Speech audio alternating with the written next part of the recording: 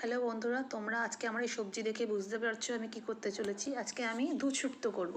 তার জন্য আমি পেঁপে, শিম, আলু, কাঁচকলা, বিন, কড়াইশুঁটি আর উচ্ছে এগুলো সব কেটে নিয়েছি। আর এদিকে আদা তো লাগে, বড়ি এইসব তো লাগবেই।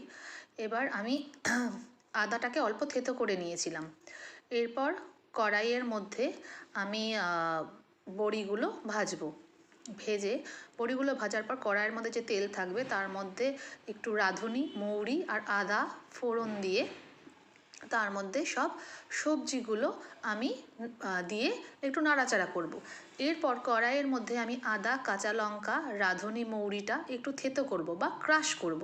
সেই ক্রাশ করার পর এই মশলাটা আমি ওই কড়াইয়ের মধ্যে দিয়ে সবজিগুলো নাড়াচাড়া করব।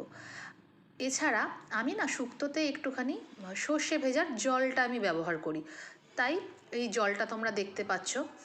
এরপর যখন কড়াইয়ের মধ্যে অল্প একটু জল দিয়ে সবজিটা সেদ্ধ হয়ে আসবে, তারপর আমি অল্প একটু কড়াইশুঁটি দিয়ে তারপর ওই সর্ষে ভেজানো জলটা দিয়ে আমি একটু ঢেকে রাখবো কড়াইটা।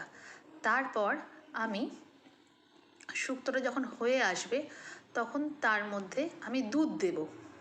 দুধ দেওয়ার পর আমি তার মধ্যে চিনি দেব, চিনি তো দিতেই লাগে, আর তার মধ্যে আমি একটুখানি আমুলের গুঁড়ো দুধও দেব।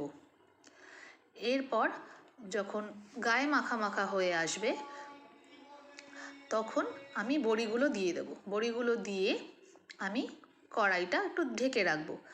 আর নামানোর আগে আমি কিন্তু ঘি ব্যবহার করি। তোমরা কি ঘি দাও আমাকে জানিও। ঘি দিয়ে সামান্য একটু ঢেকে রেখেই আমি আমার শুক্তো তৈরি করেছি। তোমরা বলো তো, তোমরা কি এইভাবে তৈরি করো শুক্তো?